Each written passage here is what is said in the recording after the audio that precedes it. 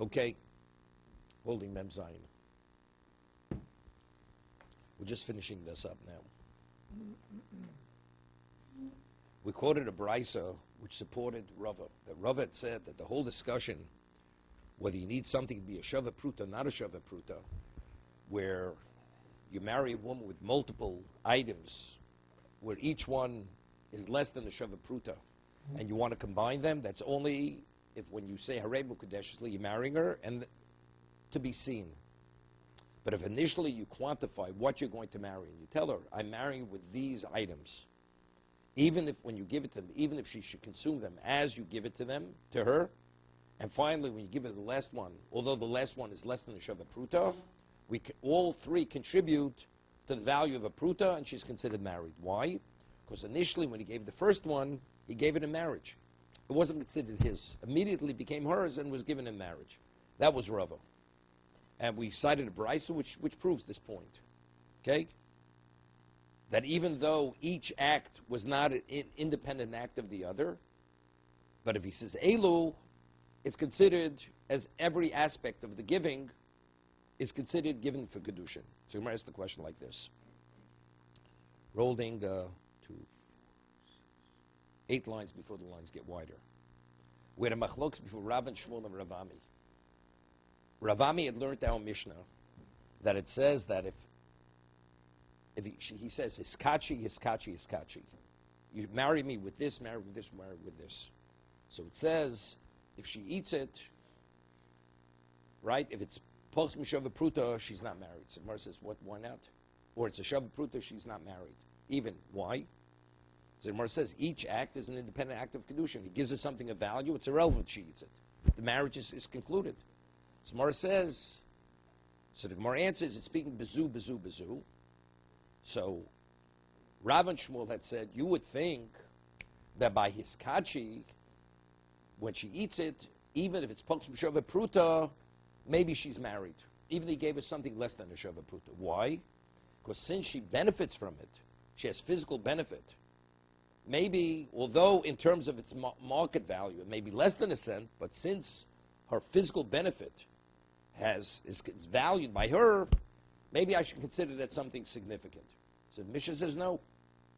That if she accepts it, she doesn't eat it, it's understood it's not a marriage. But you would think if she eats it, it should be considered a marriage because she has physical benefit. So the Mishnah is telling us no, that even if she eats it, it has to have that intrinsic value, which market value has to be a shava pruta.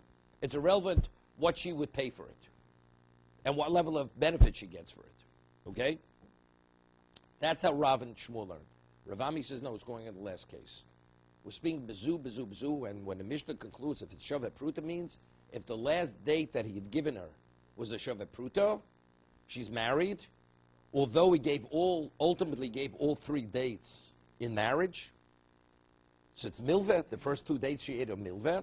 So that he had said, the chiddush in the Mishnah is that pruta umilveh daita milveh. That although he's marrying her with the milveh and the date, what is her mindset? She's being married with in actuality what she received. And since the last date she received was a shava pruta, therefore she's mukudeshes.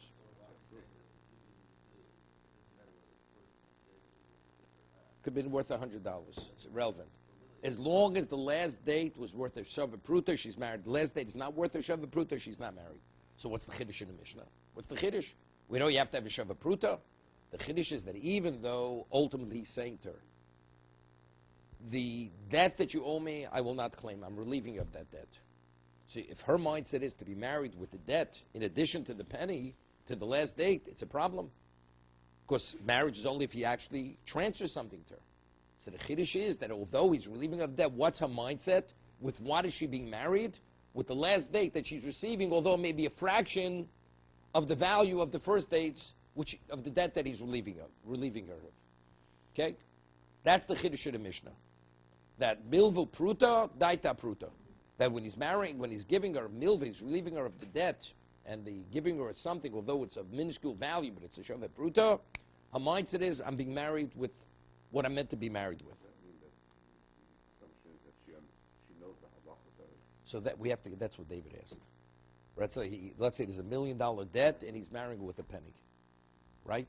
So we say her mindset is that. How's it possible? Unless she knows exactly what the halacha is, what the average woman knows what the halacha is. So I said that later the Gemara is going to speak about it. But you're able to say it this way, very simple. When a woman receives something in marriage, she doesn't know the laws of marriage. She wants to be married to the man. She wants to be married. Whatever is necessary for marriage, that is my mindset. As long as it gives me something which is acceptable for marriage, I agree with to accept it. That is the mindset of a person. You know, this we once mentioned the Chayodam. La halacha, we rule, and most people don't know this. I mean, we mentioned it many times over the years. There's a machlokes in the Gemara. This is David's area. Mitzvah shrichas kavana, mitzvah ain't shrichas kavana. If a person does a mitzvah and does not have in mind specifically he's doing for the sake of the mitzvah, the question is, does it have any value? One position is, if you do not have it in mind, it has no value whatsoever. You put on tefillin and you don't have in mind you're doing it for the sake of the mitzvah, it has no value whatsoever. No value. That's mitzvah's shrichas kavana. The intent gives it value. The other opinion is mitzvah's ain't shrichas kavana. That you do a mitzvah, even if you don't think consciously you're doing it for the sake of mitzvah, it has mitzvah value. You're credited for doing the mitzvah. The question is left unresolved. The Mechaber rule is unresolved. So therefore, the Shulchan Aruch rules and the Ramah rules, if it's a doraisa, we say sofa doraisa l'chumra, you should repeat the mitzvah. You should repeat the mitzvah because it's a question whether you yotzei. If it's a rabbinic mitzvah, which we say sofa draman l'kula, so then the mitzvah does not have to repeat it. That's the psak in Shulchan Aruch. So the Mishnah Berurah asks, so most people, do they know the halacha that you're supposed to have kavanah? Most people don't know this. So that means, so most Jews, they're not yotzei. You say Kriya Shema. If you don't have in mind, I'm doing for the sake of being yotzei in the midst of Kabbalah, you're not yotzei. Tefillin, you're not yotzei. It's hard to accept, right? Most Jews are not yotzei. They daven every day, and they're not yotzei the mitzvahs. So the Chayodam says, besides the Chayodam was the mechutna of the Vilna Gaon.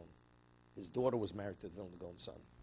And he lived in Vilna at the same time as the Vilna Gaon. So he writes that when a person goes to shul, what is his mindset? To do whatever is meant to be done. I'm going to fulfill whatever my obligation is. And that's my mindset. So the mindset is whatever is meant to be done. So what is meant to be done? If it's meant, I'm going to do mitzvahs. That's the mindset. So even though he doesn't think at the time when he's putting on the tefillin, I'm doing it for the sake of mitzvah. Or I'm doing this for the sake. It's irrelevant. I'm going to do the mitzvahs. And whatever is I'm meant to do, that's my mindset. So the same thing I'm saying with the woman. I want to marry the man. He wants to marry me. The technicalities of marriage, I have no idea. But whatever is meant to bring about marriage, I'm agreeable to accept. That's the mindset of every woman. So if that's the case, she's married. So even though he's relieving her of something of enormous value and giving her something of which is minuscule, doesn't make a difference. She wants to marry, and whatever's going to take to make the marriage happen, she wants that. She is agreeable to that. That's the concept of milvu pruta, daita pruta.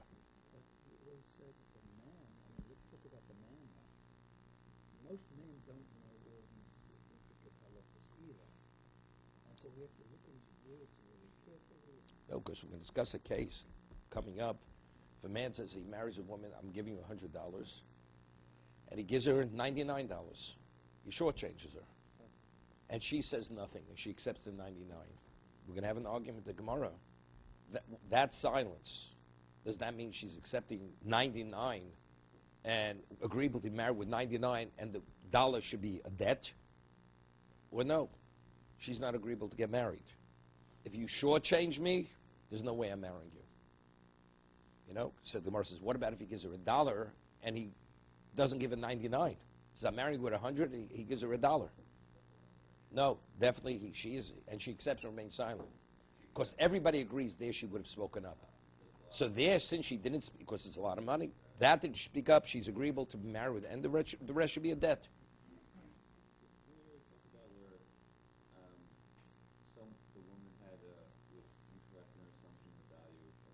That's something we spoke about at Tosus.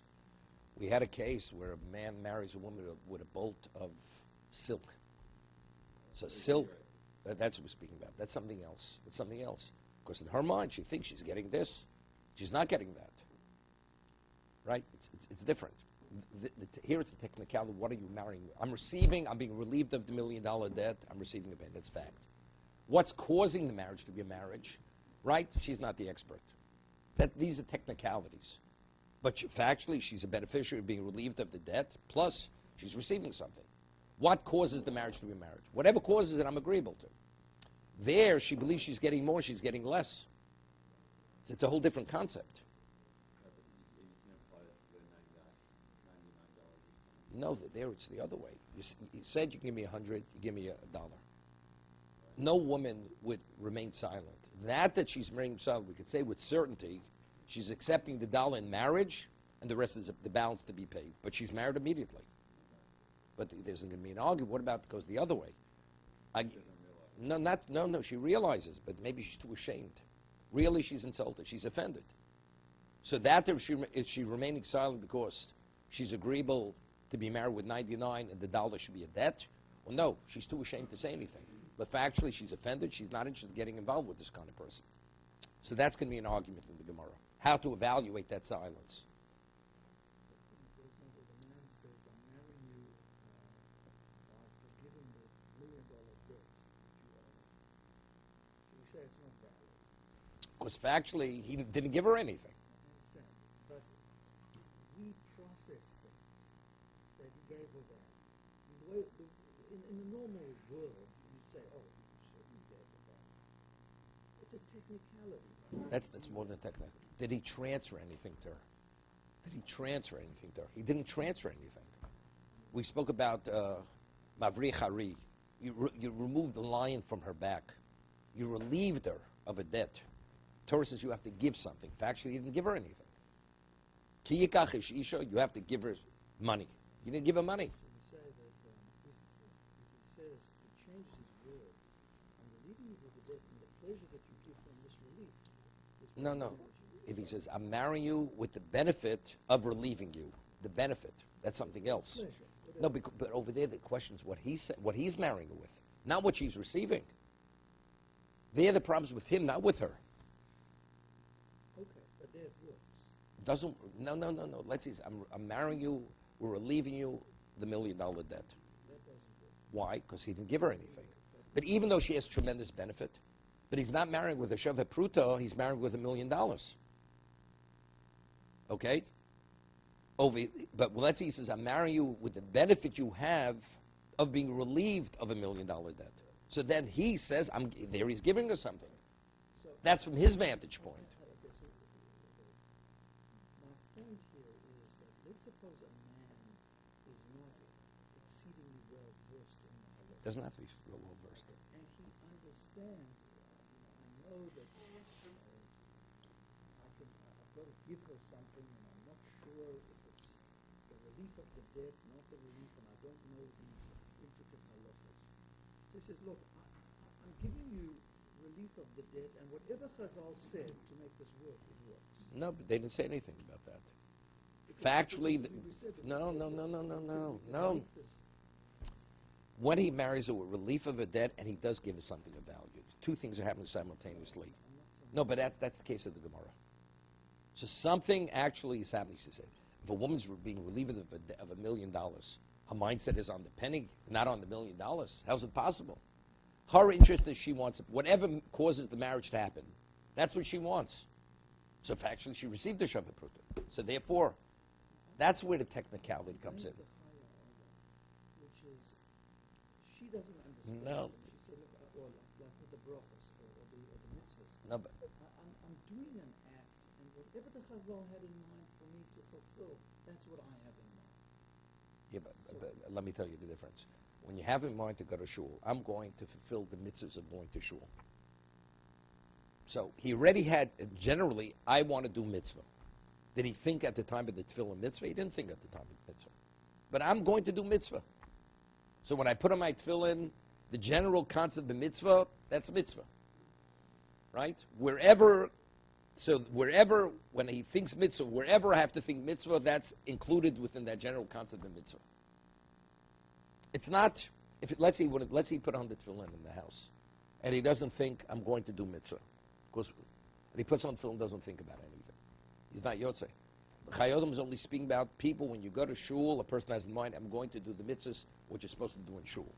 So it's a general concept, and everything falls, is covered by that general concept, mindset that the person has. He would agree that if a man is not going to shul, and he's putting on tefillin at home, that he begins by saying, okay, I'm now fulfilling the mitzvah of putting tefillin and davening. No. Whatever is What if he supposed to says happen, that? If he says that, that's what people think. no, they don't. They don't think. They don't think.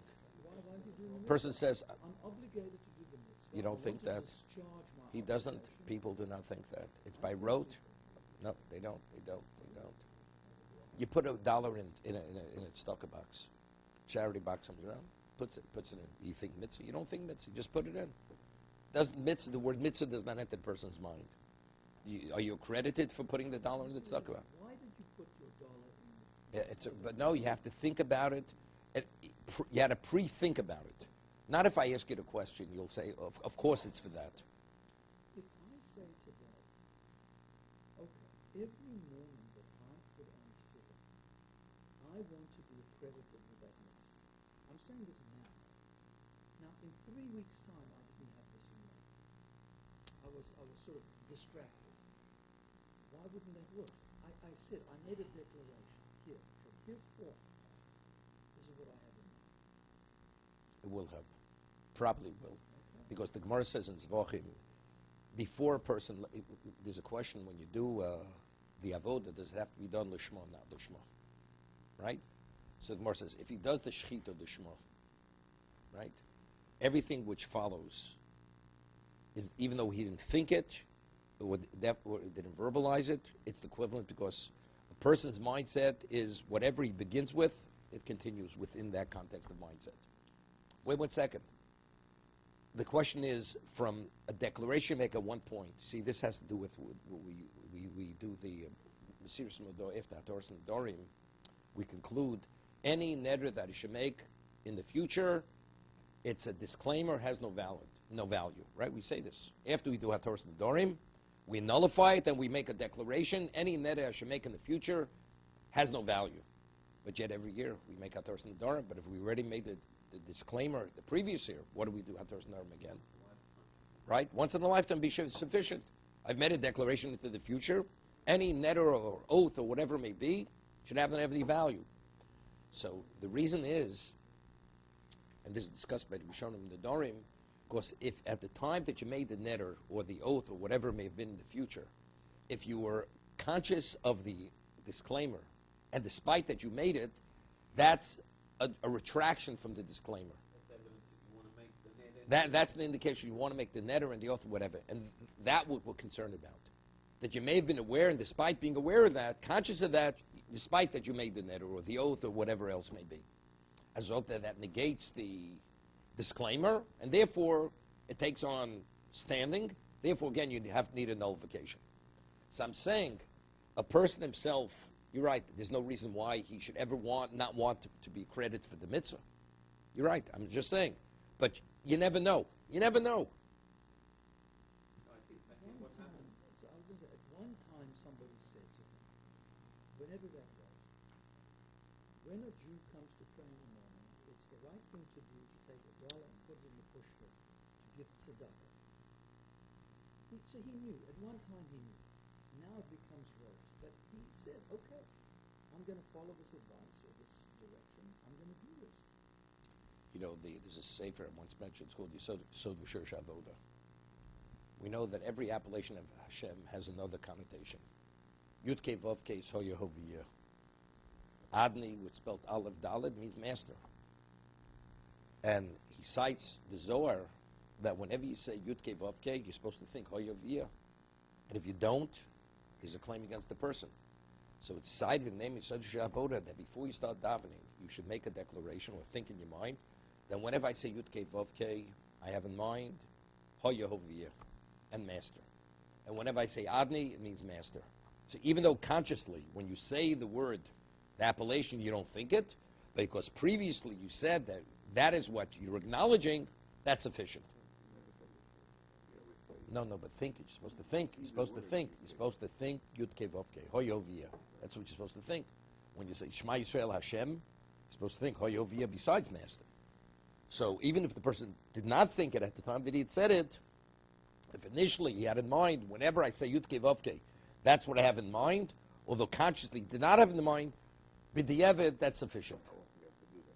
Every day, or right before the tefillah.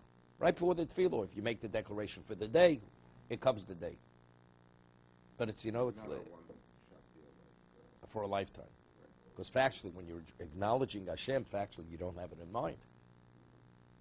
I think the answer is fairly simple based on what's by other, because where there's a possibility that you can characterize things one of two ways, you can't rely on an inferred kavana. You can't. And that's the same thing with the marriage. Because you can classify it one of two different ways. No, here there's no basis. See, there's an overt act being done, which indicates. Therefore, I can Right. rely on an inferred basis. Right. So what other reason would you have for putting on film? Well, that's Putting the money into the push. Okay. The Gemara says a tefillin is an ornament. It's a pair. It's an ornament. You identify as a Jew. A reconstructionist Jew, when he puts on tefillin, what does he put on tefillin for? It's part of the tribe. No, he does. He does. A religious. No. It's a reconstructionist Jew. Although he doesn't believe in anything, because he doesn't believe in anything. Okay, that's an extreme case. What? But you're not even thinking. People say the words, they don't even think what the words mean. Right?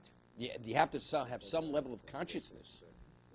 How many times does a person say the bracha and does not think or relate to what he's saying? Most time, very often. Unless a person's trained to focus, it doesn't resonate as much as an iota. And sometimes you ask him, did you say the bracha? I assume I said the bracha. Right? Okay. But this could become rote too. You could say that, or comes rote, it's like saying a bracha, it's rote. You're saying that you don't need this. You say the bracha, right? So why is the bracha sufficient? The answer is because you're saying it by rote. You don't relate to what you're saying. If you relate to what you're saying, it's not a problem. Right? The moment you say the bracha, she said it.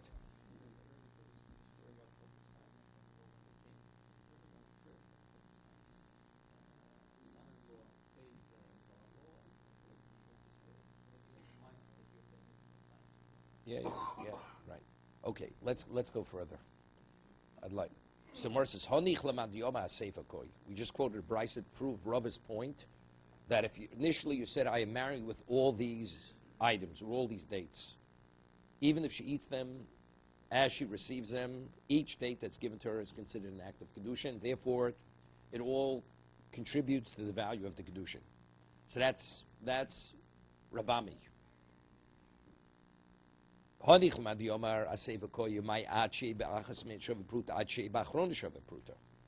the Brisa. But according to Rav Shmuel, the way they explained our Mishnah, that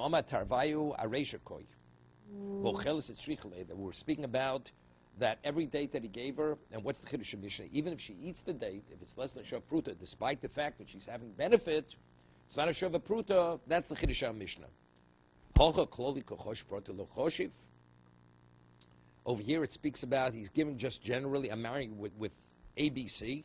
He didn't say separate acts of Kiddushin. He didn't say Hiskachi. Hamani, so who do we attribute the Mishnah to? On that verse is Rebbe. The Brisa. The Oma lo shno kzayis lo shno kzayis uksayis protavi. Now let me explain this. The halacha is that if a Kohen officiates, and let's say when he does the shechita, he has in mind that he will sprinkle the blood not in its proper time. What? It's pigul. What about if he has in mind that he will not sprinkle blood in its proper location? Or let's say he will not eat the korban in its proper time, or he will not eat the korban in its proper location. Right? Let's say chatos. Chatos has to be within the sanctuary. Let's say he has in mind, when I eat this chatos, he slaughters it, I will eat it in Yerushalayim. That's out of bounds. You're not permitted to take it outside of the Azora. So they're both pigul, but there's a different level of consequence. Chutz lismano, if you eat pigul, the liability is koris. If you have in mind chutz l'mkomo, the korban's possible, but the liability is not koris. What about if the Kohen has multiple kavanos? He has in mind kazayis A and kazayis B. I will eat one chutz lismano, chutz l'mkomo. Do we look at each thought as a separate thought, or I combine the thoughts? Okay? If you look at them separately, let's say first has in mind, I will eat this chutz lizmano, not in its proper time. Once you have that in mind, it becomes what? It's pigul. Meaning it has liability of koris. Even though you thought subsequently the next kazayas, you will eat chutz limakoma at not its proper location. It's irrelevant. You're ready. You classify the korban as a chutz lizmano korban. Therefore, the liability is koris. What about if you say kazayas u kazayas? So you had one thought, and that thought contained zmano and makomo. You're not liable for koris. Because you also thought at that time, you said A and B. A went with B. Rebbe says that if there's a difference, Rebbe says, lo shno kazayis, lo shno kazayis u kazayis. Proti. Even if you don't say the vav, Rebbe says that what? That each one's considered individualized. Individualized. With the vav, without the vav, they're individualized. And either way, it's koris. So if you think kazayis, and then you say kazayis u kazayis, each one is considered, we don't combine them. So here in the Braiso, although he says, I'll give you this kazayis, it's like hiskachi. So it's the same chiddush. That even when she eats it, although she's benefiting from something, and you say the benefit has greater value than the value of the item. Maybe she's kadeshes. So the Braisos tell me the exact same thing as the Mishnah. See, the Mishnah speaks about hiskachi. Hiskachi with less than a shava pruta, and she eats it. So the Mishnah, the chiddush is, according to Rav and Shmuel, that although she's benefiting, since the market value is less than the pruta, it's nothing. But we don't have that case in the Braiso. So what's the chiddush of the Braiso? The answer is, it's going like Rebbe. Kazayis is the equivalent of saying hiskachi. So even though you would think that since she's benefiting, maybe it has greater value than just receiving it, the Braisos tell me it's nothing. Okay, we're going to start the next Gemara. Getting back to the Kaddish Milfeh. Omar Rav.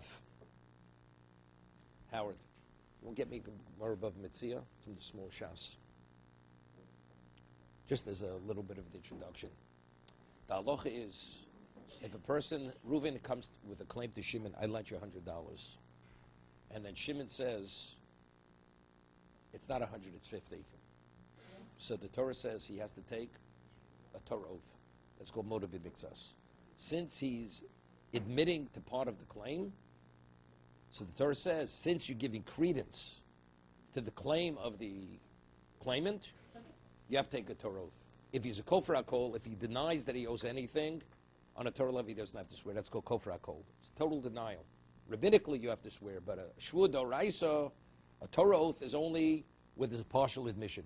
By admitting to the claim, even partially, since you're giving credence, that causes us to say maybe the man has a claim. Therefore, to verify that the claim is not accurate, the person takes the shvur, takes the oath, says it's this and it's not more than that. That's the Torah law. So the Gemara in Bava Metzia discusses it, and we rule this way. What about if a person comes with a claim, says, you owe me $100, and the person takes $50 cash, and he says, here's the $50 I owe you. So that's called halech. Take the money. So the Gemara says he doesn't have to take a shvur doraisa. Although by giving him the 50, paying part of the claim, it's the equivalent, seemingly would be the equivalent of giving credence to the claim of the person, some degree of credence. But if he actually pays the debt, what he claims he owes, so factually, what is your claim? Your claim is the balance. That's not considered motive mixus. He doesn't take a shvur doraisa. That's called halech. Okay? So that's the question. What's the difference?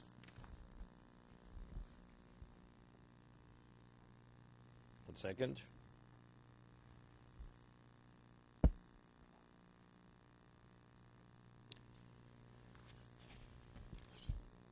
Yeah, the Gemara says.